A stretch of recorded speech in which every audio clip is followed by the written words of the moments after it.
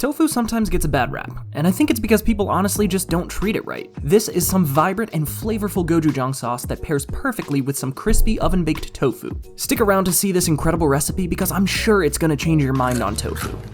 Hi there y'all, I'm Tom, and this is Empty Pantry Entrees, a place where you can come to learn all the skills you need to make delicious creations from only the odds and ends in your pantry. And today's recipe is for a crispy gochujang baked tofu. And now I am a fan of this recipe for two reasons. First, gochujang is incredibly shelf stable, lasts in your fridge for like 2 to 3 months, and it's only like $2 or $3. What's not to love there? And two, gochujang.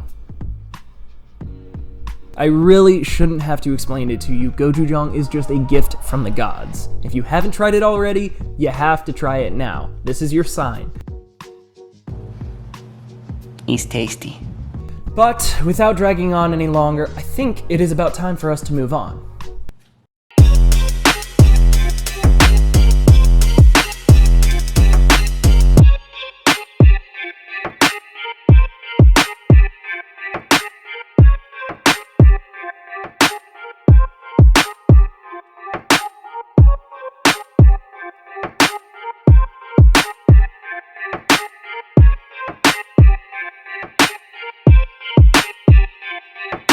Alright, so the first thing you're gonna need is tofu, emphasis on extra firm. You can test out the firmness by giving a good spin and a couple slaps. If it holds its shape, you know it's extra firm. Alternatively, you can read the package. But how about that B-roll intro? That went way too hard for no real reason. Anywho, next step is preparing your rice. And if you know me, the preferred rice is long grain basmati.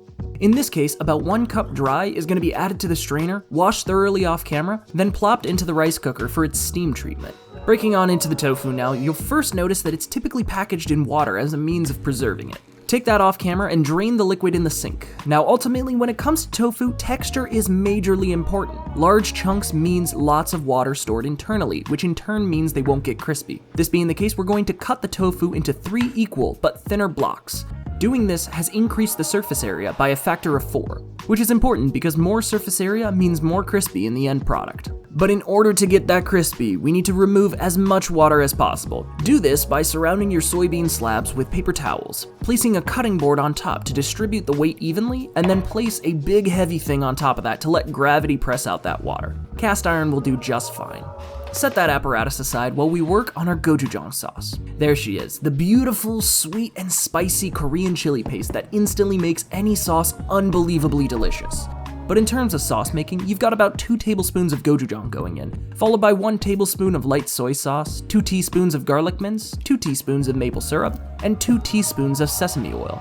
Give that a good old mixy around and admire your incredibly simple, yet vibrant and satisfying sauce. This is the real star of the show.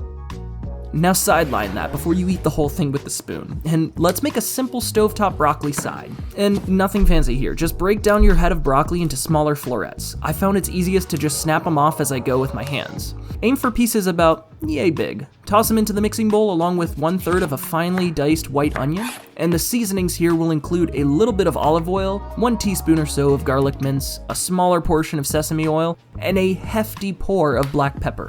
Send that bowl to Spin City, and by now your tofu has likely been sufficiently pressed. And now is when I want to say that soft tofu is a completely valid way of eating tofu. Plenty of recipes call for it, especially for those who have difficulty chewing. But in this recipe, cutting these slabs down into mini diced pieces, we can get some insanely crispy pieces, almost like little chicken nuggies. To do that, we're coating them in 1 tablespoon of cornstarch to soak up even more water, 1 tablespoon of light soy sauce for color and salt, and 1 tablespoon of sesame oil for umami flavoring. Then, careful as you toss these guys because they're not indestructible and we want them to stay as neat and tidy as possible.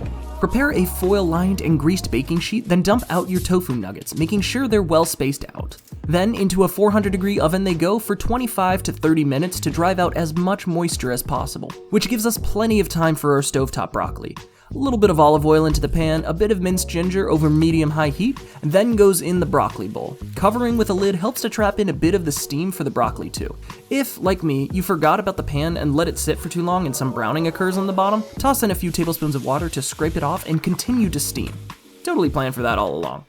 Lastly, right before things are ready, I like to drop in a smidge of lightly salted peanuts to give some textural crunch to the dish. Once your nuggets have dried out considerably, set them up to a broil at 500 Fahrenheit for about 6 minutes, turning the pan and flipping halfway through so that you get an even layer of crunch all around.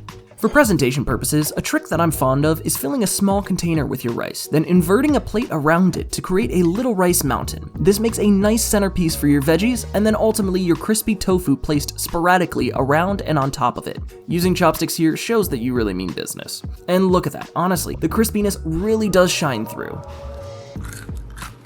And now, the real piece that ties everything together is this incredible sauce. I tossed it in the microwave for just a few seconds to make it warmer and a little bit less viscous when spreading around. All I can say though is wow, this is honestly one of the most photogenic and delicious dinners that I've made. Definitely one of my favorite vegan meals to make from time to time.